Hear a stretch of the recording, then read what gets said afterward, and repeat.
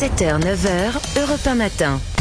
L'édito politique sur Europe 1 avec Le Figaro. Bonjour Vincent Trémollet de Villers. Bonjour Dimitri, bonjour Anissa, bonjour à tous. Bonjour Vincent. Vincent, hier soir, Emmanuel Macron était l'invité de TF1 et France 2 pour exposer aux Français sa vision de la situation en Ukraine.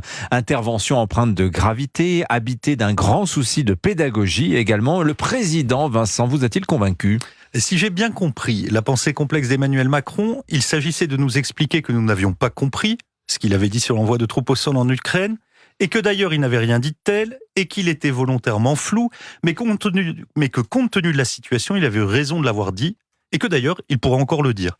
Il a cherché à se montrer churchillien et à renvoyer ceux qui en doutent dans les bras de Daladier et de Chamberlain.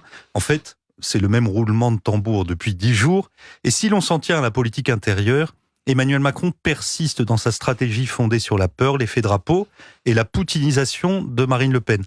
Cela fait 2 semaines, Dimitri, que la politique tourne autour de cela, et je ne voudrais pas transformer cet exercice éditorial en tour de manège. Donc ce matin, je vous propose un pas de côté. Je voudrais essayer de comprendre pourquoi un président qui avait fait du silence la condition de l'autorité, qui avait à juste titre critiqué la présidence bavarde de François Hollande, a décidé de parler partout, toujours, et tout le temps. Il faut dire qu'à chaque fois qu'il parle, Emmanuel Macron fait de grosses audiences. Ça veut quand même dire qu'il intéresse les Français. Il est président de la République et il aborde des questions d'une extrême gravité, une épidémie mondiale, une guerre. Il est logique et même rassurant que les Français l'écoutent pour savoir à quelle crise ils vont devoir faire face. Mais au-delà des allocutions indispensables, il y en a tellement qui sont accessoires. Je ne crois donc pas être le seul Français à m'interroger sur ce phénomène du Macron-Rama. L'écrivain François Sureau, il y a quelques jours, a même plaidé pour un carême républicain, c'est-à-dire une forme de jeûne médiatique d'ascèse commémorative pour ceux qui en abuseraient. On peut croire qu'il pensait Emmanuel Macron. Comment expliquez-vous cette omniprésence présidentielle, Vincent ? Le macronisme, a dit un jour Jérôme Jaffray, c'est une pyramide qui tient sur la pointe. Cela ne repose que sur un seul homme, Emmanuel Macron. Il y a donc une logique politique évidente à cette omniprésence. La société médiatique, ensuite, est insatiable. Il faut donc la nourrir. C'est une autre explication évidente. Mais il y a d'autres causes.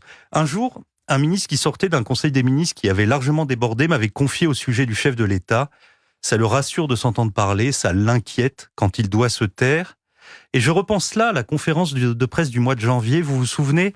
Emmanuel Macron avait demandé, j'ouvre les guillemets, que le théâtre devienne un passage obligé à l'école parce que cela donne confiance.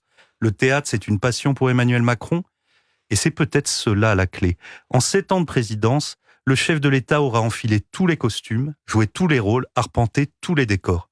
Le théâtre, c'est un texte, c'est un comédien, c'est un public et c'est un décor. Et à travers ce carré magique, vous pouvez faire une rétrospective de la présidence actuelle, comme Tintin est au Tibet ou Martine est à la plage.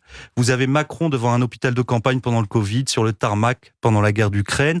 Il aura aussi épuisé tous les formats, le grand débat jusqu'au bout de la nuit, les allocutions, les hommages et les commémorations.